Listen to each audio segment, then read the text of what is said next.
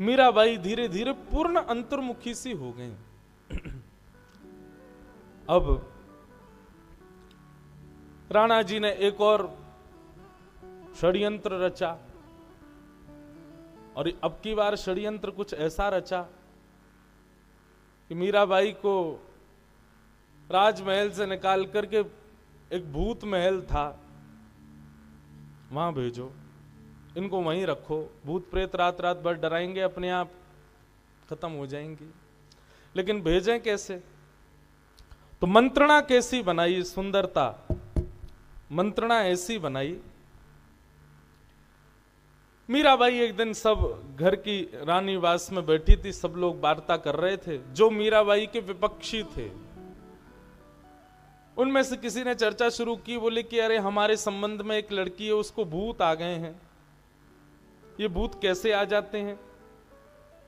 मीराबाई अचानक ही बोल पड़ी, जो लोग भजन नहीं करते, ठाकुर जी का ध्यान नहीं करते, अच्छे काम नहीं करते, भगवत संत सेवा नहीं करते, ये बुरी आत्माएं उनको परेशान करती हैं। आप अपनी उस घर की कन्या को कहो कि खूब भगवत भजन किया करे, कोई भूत भूत कुछ नहीं करेगा। तभी एक बोली, अच्छा मीरा, तो लगता है कि तुम पर भी कभी भूत आक्रमण नहीं करेंगे? मीराबाई बोली, अरे भूत भूत ये सब तो उनके पीछे पड़ते हैं, भजन बिन नर मर गट के भूत, जो भजन नहीं करते उनके पीछे पड़ते हैं, मेरे पीछे क्यों पड़ेंगे? तभी दो चार कुछ मीराबाई की उम्र की जो घर की कुछ रानियां थी वो बैठ गई आकर के मीराबाई के पास, बोली, पता है तुमको हमारे चित्तौड़ में भी एक भूत महल है, हम कभी गई नहीं है, लगता तो बड़ा सुंदर है, लेकिन जाने की बड़ी इच्छा है। मीराबाई तुम चलो ना हमारे साथ, तुमसे तो भूत भागेंगे, हम तुम्हारे संग देख आएंगे अंदर से महल। उनका षड्यंत्र यह था कि महल के भीतर जाएंगी, चाबी राणा जी के पास रहती है, खोल करके भीतर घूमेंगी, और घूमते घूमते अचानक से एक द्वार से हम भागाएंगे, मीराबाई को वहीं बंद करके आ जाएंगी। और ऐसा ही हुआ। भीतर गई, महल में सब पीछे पीछे चल रही थी मीराबाई के छुपते हुए। मीराबाई बोली, कोई डरने की बात नहीं है, भीतर ऊपर चलते हैं, वहां जाकर खूब कीर्तन करेंगे, तो यहां भी जितने भी भूत प्रेत आत्मा होंगी सब मुक्त हो जाएंगे। डर डर के पीछे चलती जा रही थी मीराबाई, थोड़ी आगे गई, जैसे ही आगे भई वे सब तो वहां से बाहर आ गई, ताला लगा करके चाबी ले जा करके राणा जी को दे दी। मीराबाई अंदर ही रह गई। 3 दिन तक मीराबाई उसी के भीतर रही। लाल जी की सेवा पूजा सखियां करती, पर मीराबाई के कुछ पक्ष के लोग जाकर के राणा जी से चिल्लाने लगे, कहां है मीराबाई, दिखती क्यों नहीं, कहां चली गई है, ऐसे कैसे कहीं चली गई? सब ने जब बहुत हट किया तब पूरी जांच बैठाई गई। जांच में पता चला कि इन लोगों के साथ मीराबाई वहां भूत महल में गई थी। उन सब ने बात बता दी, बोले हम उनको वहीं बंद करके आ गए हैं। 3 दिन से ना जल मिला है ना अन्न मिला है, अकेली मीराबाई बैठी है। सब लोग गए दौड़ करके, ताला खोला, भीतर जाकर के अंदर एकांत में जब देखा तो उस भूत महल के भीतर पद्मासन में ध्यान लगाए हुए भक्तिमती मीराबाई एकाग्र रूप से बैठी। जाकर के जब उनके श्वास देखी, उनकी नब्ज देखी, तो अभी जीवित अवस्था है, सब चल रहा है, वे तो ध्यान में बैठी थी।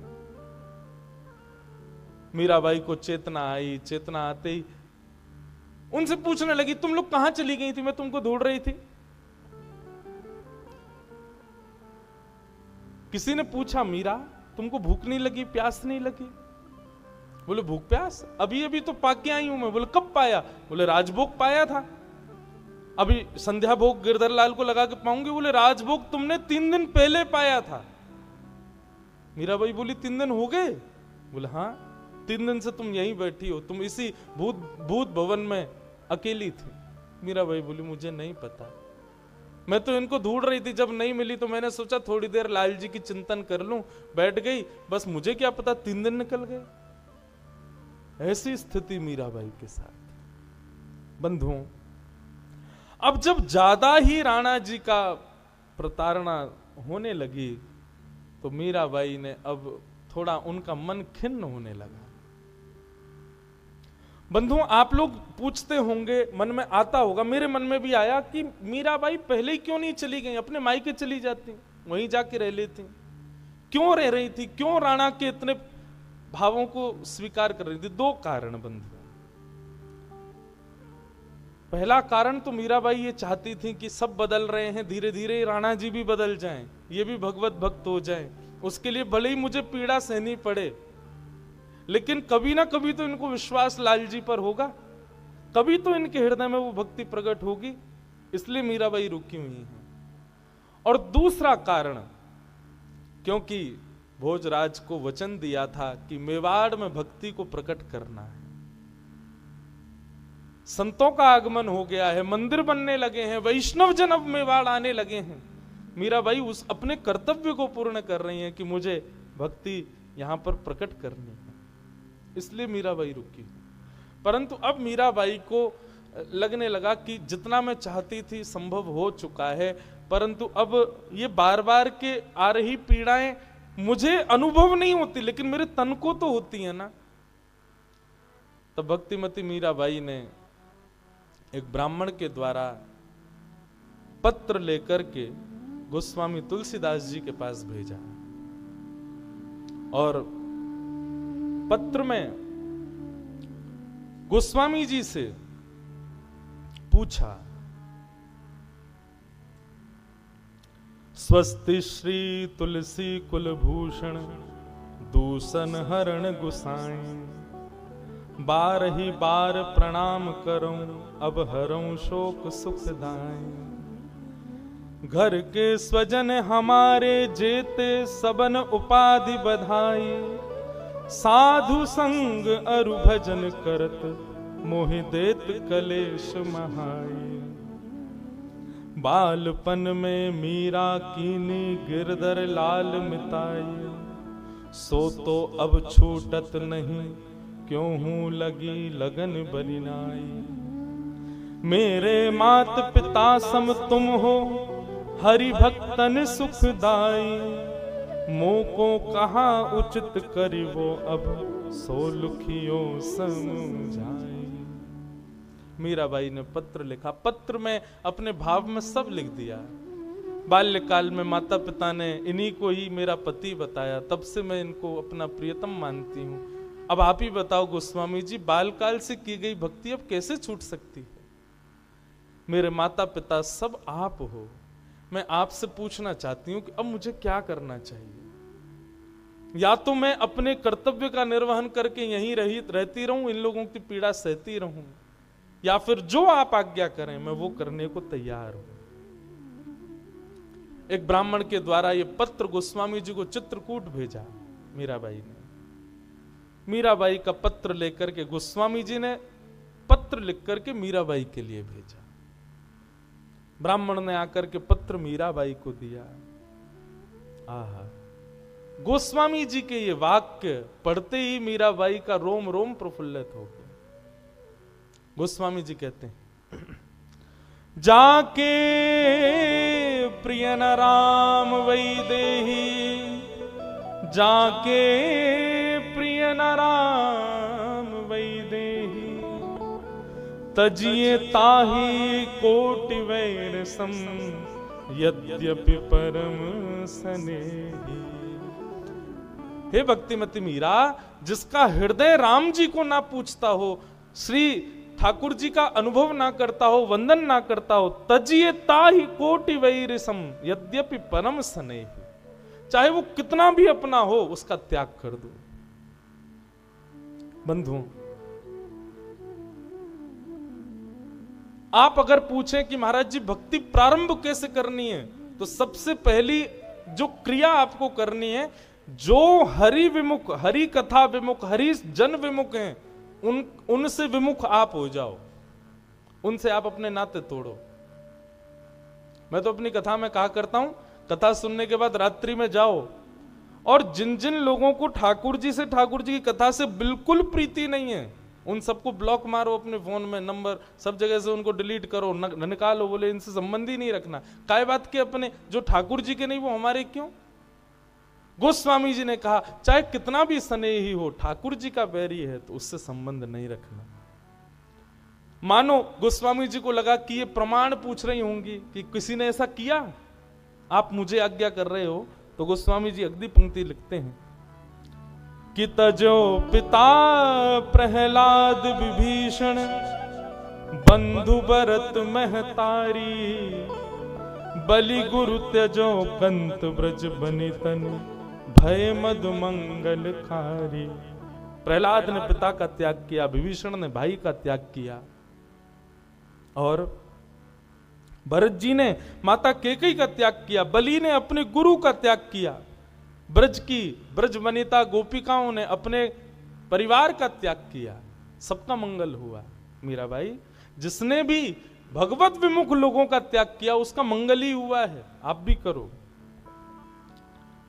ना तो नेह राम सो मनियत, सुहृद सुसेव्य जहां लो, अंजन कहाँ आँख जेहि, फूटे बहुतक काह काह लो। तुलसी सो सब भांति परम हित, पूज्य प्राण ते प्यारो, जासो बड़े स्नेह राम पद, ऐसो मतो हमारो। आहा, ये अंतिम पंक्ति गोस्वामी जी कहते हैं जिससे राम जी और प्रिय लगे वो करना चाहिए, ऐसी हमारी मति है। दूषित लोगों का त्याग करो मीराबाई। गोस्वामी जी का पत्र पढ़ते ही मीराबाई के नेत्रों से अविरल अश्रुधार गिरने लगे, और मीराबाई ने विचार कर लिया कि अब यहां नहीं रहना। भोजराज के साथ विवाह करके जिस चित्तौड़ में मीराबाई पधारी, भक्ति का सागर लेकर के, आज मीराबाई उसी चित्तौड़ को त्याग करके अब जा रही हैं।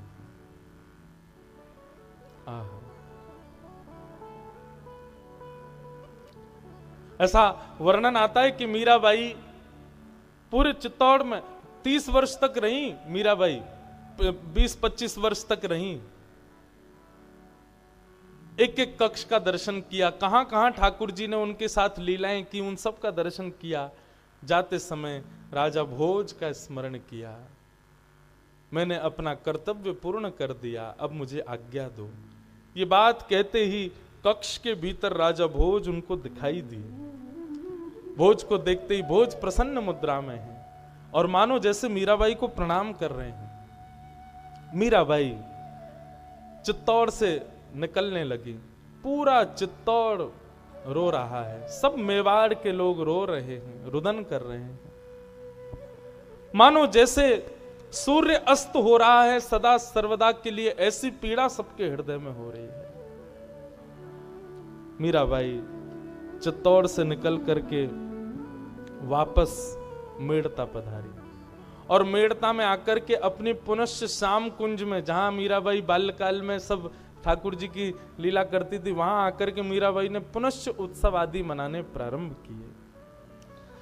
परंतु बंधुओं, कुछ दिन में मीराबाई का अब मन विचलित हो गया, और एक दिन मीराबाई बैठे बैठे श्याम कुंज में विचार करती हैं, चलो कहां?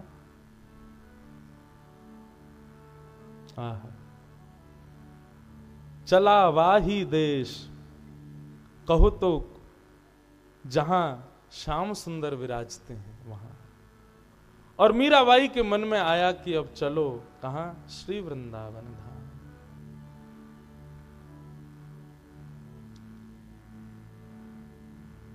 चलो रे मन श्री वृंदावन धाम, चलो रे मन श्री वृंदावन धाम, चलो रे मन श्री वृंदावन धाम, श्री वृंदावन धाम, चलो रे मन श्री वृंदावन धाम, चलो रे मन श्री वृंदावन धाम। चलो रे मन श्री वृंदावन धाम। चलो रे मन श्री वृंदावन। मीराबाई बंधुओं, आज जैसे ही चित्त में आया कि चलो वृंदावन धाम, तो मीराबाई बहुत रोई। सखियों ने आकर के पूछा, आप रो क्यों रही हैं? मीराबाई बोली, मैं इसलिए रो रही हूं, इतने दिन से मेरे मन में क्यों नहीं आया कि मैं वृंदावन चलूं। इतनी पीड़ा विपत्तियां मैं सहती रही, कितनी बार मन में आया कि मेड़ता आ जाऊं, लेकिन मुझे इस बात की ग्लानि हो रही है, कभी मेरे चित्त में यह भाव प्रकट क्यों नहीं हुआ कि मैं वृंदावन चलूं। तभी एक संत मीराबाई, अच्छा मीराबाई अब जहां जाती है संत वैष्णवों की टोली संग चलती है। तभी एक संत बोले, हम बताएं क्यों नहीं आई? बोले क्यों? बोले इतने दिन से ठाकुर जी तुमको याद कर रहे थे, लेकिन मीराबाई अब तुमको श्री जी ने याद किया है, अब तुमको वृंदावनेश्वरी श्री राधा रानी याद कर रही हैं। और जैसे ही सुना वृंदावनेश्वरी हमारी किशोरी जी याद कर रही है, मीराबाई नाचने लगी। श्री वृंदावन धाम चलो रे मन श्री वृंदावन धाम। चलो रे मन श्री वृंदावन धाम। वृंदावन में यमुना किनारा, वृंदावन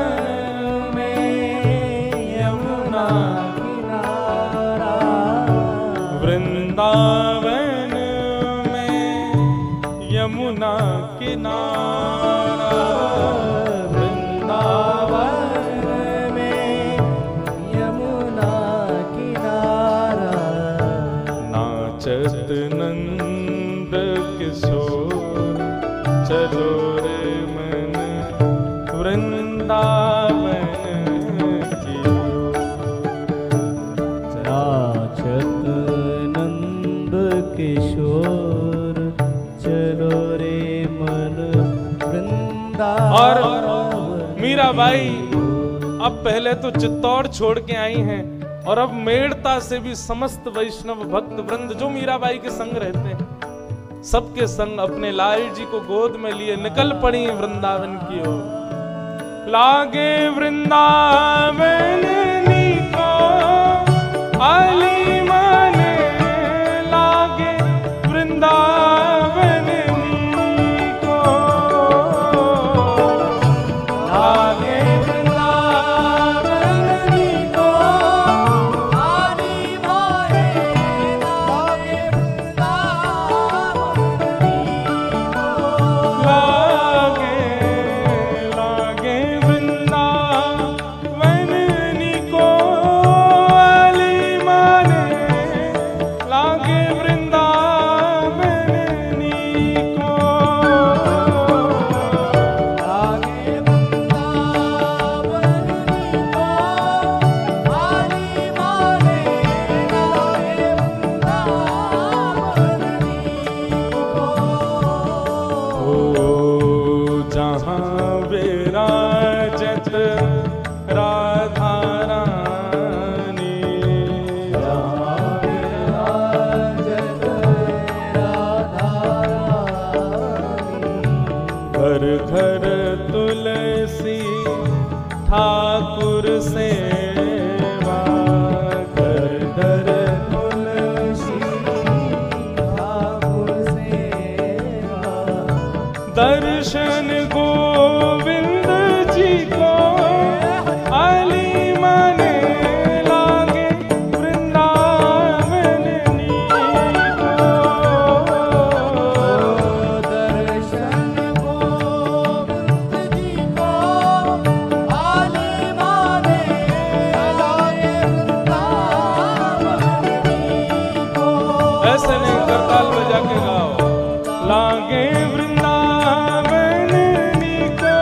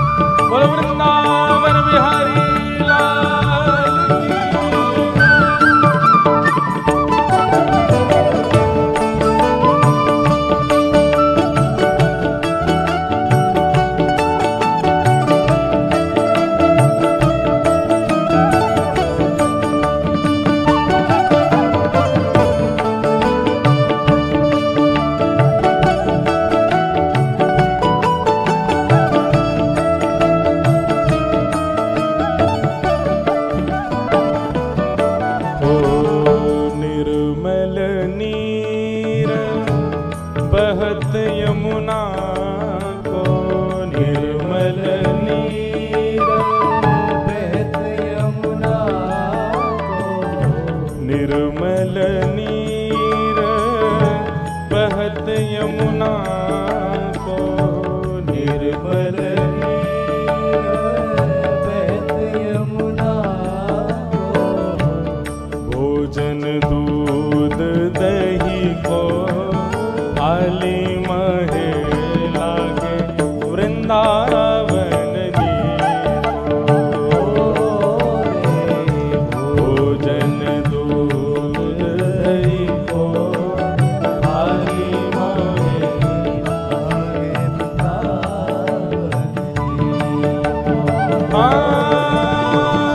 रतन सिंहासन आप विराजे रतन सिंहासन आप विराजे रतन सिंहासन आप विराजे रतन सिंहासन आप विराजे और मुकुट धरे तुलसी को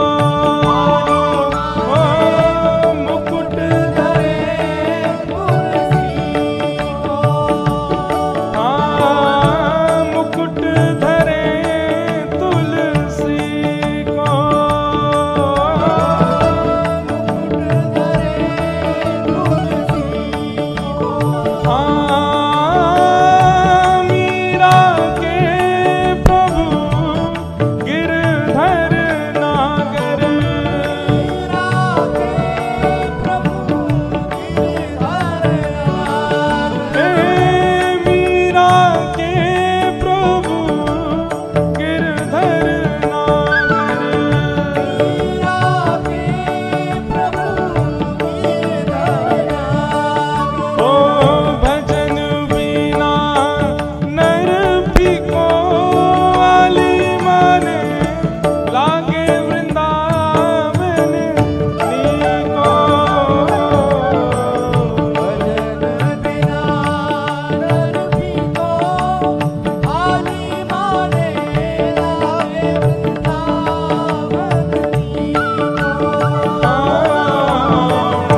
लागे वृंदावन नीको आली मोहे लागे वृंदावन नीको लागे वृंदावन को आली माने लागे वृंदावन को वृंदावन वृंदावन मेरो प्यारो वृंदावन प्यारो प्यारो वृंदावन मन भावन वृंदावन बड़ो नीको वृंदावन गाओ बड़ो मीठो वृंदावन श्री वृंदावन वृंदावन श्री वृंदावन वृंदावन श्री वृंदावन वृंदावन श्री वृंदावन वृंदावन मेरो प्यारो वृंदावन बड़ो नीको वृंदावन मन भावन वृंदावन श्री वृंदावन वृंदावन श्री वृंदावन वृंदावन श्री वृंदावन वृंदावन श्री वृंदावन वृंदावन जय जय श्री राम जय जय श्री राम जय जय श्री